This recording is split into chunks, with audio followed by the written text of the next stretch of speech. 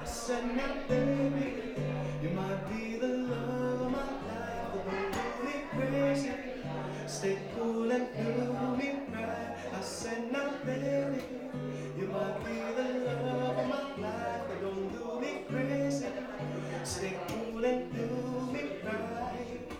Wait a minute, shorty, looking worthy of my love. So let's get in the car and I'll show you what's done. I want to talk to her, but it's early to be done. I'm gonna take my time in this world of me, cause if I wanna love supreme king, how we love when I take a giant step to such a lovely one. I'm gonna my body will receive just what it does. It speaks to my soul, I'ma speak to my love. Baby, you might be the love of my life, but don't do me crazy. Stay cool and do me right. I said, now baby, you might be the love of my life, but don't do me crazy. Stay cool and do me right. Can't tell if she feels me, so I have to go break the ice.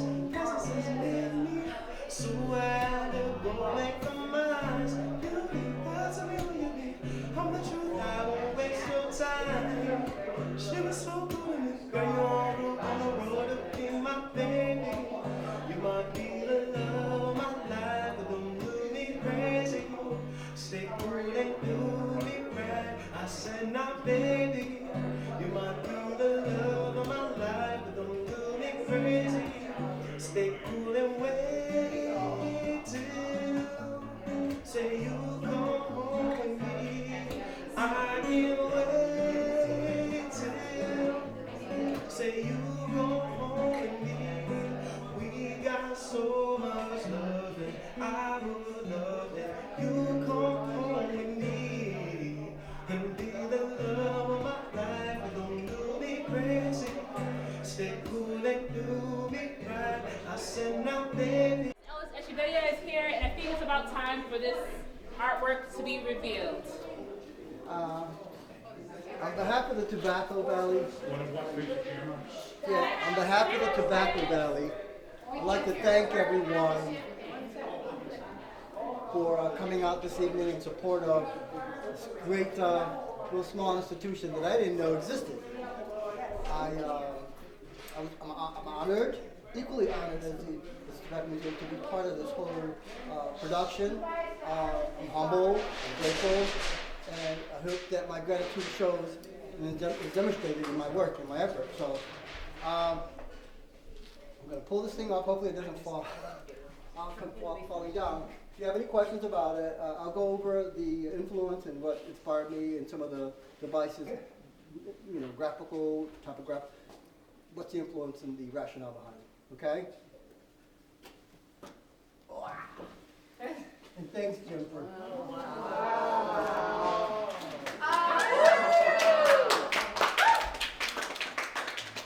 You haven't seen it yet? No, I haven't seen it yet. Just in photographs. So gorgeous. This is beautiful. Can you tell us a little bit about what's going on in this work? I'll tell you a little bit about me so that you can understand the medium I work in, because some folks have seen all sorts of art, sculpture, abstractionist, figurative, and all that stuff. I was introduced to technology at Hamilton Standard, working with computers, doing working drawing of airplanes and astronauts and stuff like that. So I went to University of Hartford, a classically trained studio painter, sculptor, illustrator, the whole thing. But I fell in love with computers. Fell in love with computers. And so I draw with computers now. I've been using AI for 15 years, not 5 or 10. And I've been using 3D equipment for 30 years when it was called stereolithography. So this is not new to me.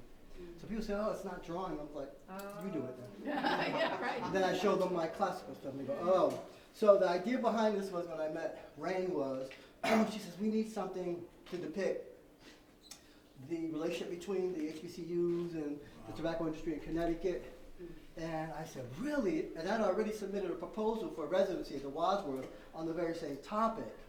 I was the last of 2 applicants. The other one was from Yale, sponsored by a big organization younger than me, which I was okay with him getting the residency because I was fine. I was asked by a board member.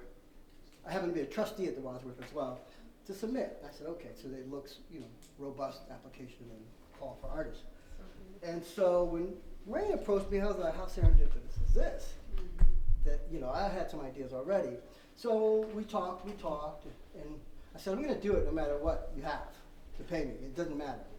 And so they came up, we agreed, and I went heads down and thought about the whole idea, did some research. I didn't want to immerse myself too much in it. I didn't want to get lost in the minutia of all the details, forget to get the piece done. Because once I find and discover, through a process of discovery, information that's very critical to me, I get lost in it. It's a form of art for me. Just like musicians, when they hear a note, they go back. They start playing that same note, won't let it go. This was something that I had stored in my mind for a long time. So Rain, I didn't have told her that, but this was something I envisioned. She gave me enough information to sort of explicate the whole idea of what I was doing. So I said, okay, so these kids were coming from the south, northeast, to work summers. That's like going on vacation for me as a kid. And so the idea was to show in some plainer way the travel from these universities and in between to the workplace. And also, when you rest your head at night, you're not necessarily, cooped up in place. They had activities for a lot of the employees rather. And they did, whether it was their faith, their chorals, their dance, or their reading. So the idea was to show the institutions of the schools in the back, in the distance between the schools in Connecticut, the participants, and their efforts. And so it took me 100 times to get to this. Once I got that, I colored it. Once I colored it, I said, I don't like this computer look. So if anybody's seen my work, I do a digital woodcut. I use lines a lot because of my background in engineering. I've used lines all my life. And so that's why you have that woodcut feel. And I said, I wanted to make it look like it was actually put outside. So I made it look like it was weathered or hewn. And so it's a technique I use. A lot of people don't know how to do it. I do it because I don't want it to look so polished or so, the word now is AI, artificial. Including the cracks, because we couldn't put it outside. The reason we couldn't put it outside was in the sheds, the panels come out. Yes, right. And we could have managed and cut them, but too much movement, it's an engineering thing, is a problem. Too many moving parts, and it wouldn't have lasted, and water would have breached the side of the wood and the adhesive. So I said, we'll do it inside. And I had to think about it. I was like, well, same problem here. I couldn't do a vinyl wrap on this wall. I work in vinyl and metal. So I said, okay. And then we had this, because I wanted to do the whole wall. And yes. I said, Rain, come on, man. And she said, well, do what you can in her little innocent way, an initiated way. And I'm like, yeah, okay. And so I work with great servicers, sign printers and such. And they came up with the idea to create a metal box so that it can come off easy. And it's a traveling mural. And so this actually comes off, and you mentioned Cobra, Daryl? Yes. That's where my family went, Cobra Tobacco. Oh, wow. Yeah, yeah, so, everything tobacco I'm familiar with. My grandmother smoked money makers. And there's a box of money makers over there. Yeah, so I have a lot of familiars here, so this is like a home to me. So thank you for the opportunity to bring me back home, if you will. So. Thank you very much.